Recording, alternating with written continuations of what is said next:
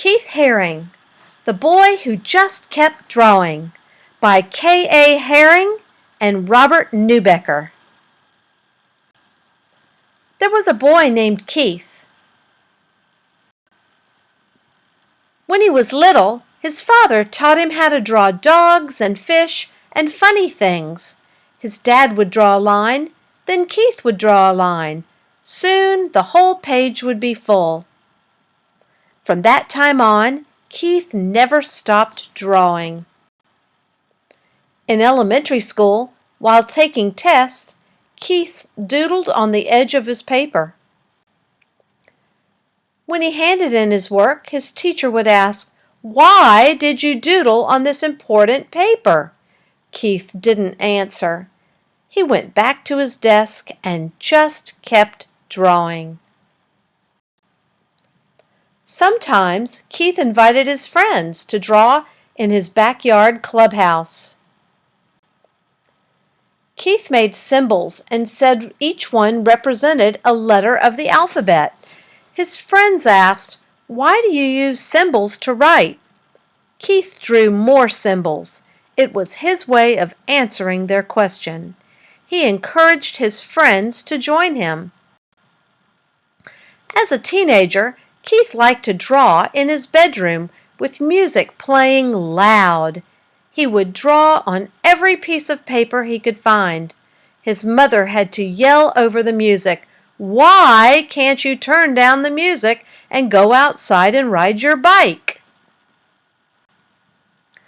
But Keith had sold his bike to buy art supplies, so he answered, "Look at the cool drawings I did." And he just kept drawing. When Keith was in high school, he won first prize for his art. A successful couple from town offered to buy his drawing. Keith said, "No, thank you. If you enjoy my art, you may hang it on your wall, no charge." Keith's sisters were shocked. "Why didn't you take the money?" they asked. Keith shrugged. He just wanted to keep drawing. Keith graduated from high school and went to the big city of Pittsburgh to a school that would teach him about art. There were boys on the street trying something new, break dancing. He liked the crazy shapes of their bodies as they turned and flipped on the ground. While the music played loud, Keith would start drawing wiggly lines. His teacher asked him, "Why are you drawing pictures that look like scrambled bodies? This is not what we told you to draw." Keith knew how to draw. He just wanted to draw in different ways. And he kept drawing. Keith moved to the huge city of New York, where he was 20, so he could draw with other artists. He started to draw all over the city, on walls, on sidewalks, and on paper to be hung on the lampposts. His drawings were washed away in the rain and torn down by street cleaners. Other artists asked Keith, "Why do you draw in places where you know your pictures would be erased?" Keith didn't hear them. He was searching for another wall so he could keep drawing. Keith got a job delivering packages and sometime rode the subway. One day he saw a panel of black paper on the wall in the station. He rushed outside to buy chalk and came back and began to draw. The white chalk made bright, smooth lines on the black paper. Day after day, Keith filled the empty panels on the subway stations with art. Soon, people who rode the subway were looking for white chalk drawings. No one knew the name of the artist, but his drawings were very easy to recognize. People asked him, "Why are you drawing here? What do your pictures mean?" Keith said, "What do you see? You decide what they mean." Where Keith lived, there was trash on the street, and people didn't always say hello to one another. One day, he and his friends cleaned up 20 bags of garbage in front of a long wall. Then Keith painted square faces with smiles and body shapes dancing upside down. The neighbors liked the drawing and stopped to say thank you. The policeman came by and lectured Keith. "Why did you do this? I have to give you a ticket because you didn't get permission."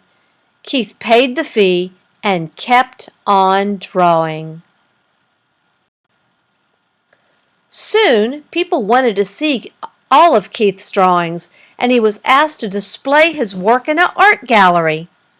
Art was hung from floor to ceiling, and in between he painted on the walls. Keith invited everyone to come and enjoy his work. All of Keith's artwork sold. The gallery owner asked him, "What are you going to do with all this money?" Keith said, "I read in the newspaper that there are kids that don't have enough to eat. I didn't have this money yesterday, and I was happy if I don't have it tomorrow. I'll still be happy. All the children need to eat. I'll send the money to them." The gallery owner gasped, "Why?" Keith just smiled and kept on drawing again.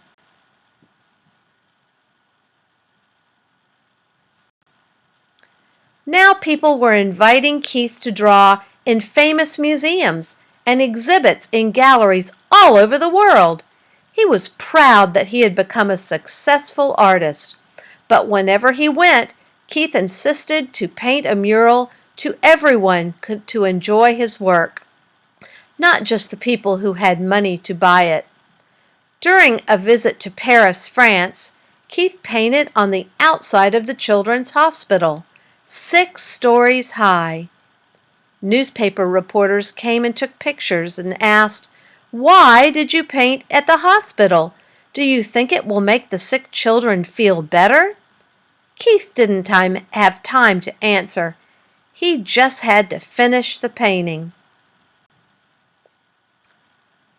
When the Statue of Liberty was 100 years old, Keith drew an outline of the famous statue on a huge piece of vinyl fabric. Then he asked 900 kids to come help him finish the drawing. Keith told them, "Draw anything, whatever you want. No one can say it's bad or good. It's yours." When the giant painting was displayed, people were amazed to see that Keith and the kids had made. But the art critics couldn't understand why a famous artist was drawing with kids. But you know, Keith, he just kept drawing. Keith painted all over the world. He would draw on anything, anytime, anywhere. Wherever he went and whatever he did, he would not stop. He just kept drawing. Now everybody wanted to know, and together they shouted, "Why? Why do you draw all the time? Why do you give your artwork away? Why do you draw on buildings, on people, on clothing, on furniture, on subway walls, on cars, on skateboards, on walls that belong to no one, and on things to be thrown away? Why do you draw on everything?" Keith stopped drawing just for a moment and answered, "I draw all the time because there are many spaces to fill. I give my drawings away to help make the world a better place. I draw everywhere because everyone needs art." Then Keith turned back to the street and took a piece of chalk from his pocket and just kept drawing. The end.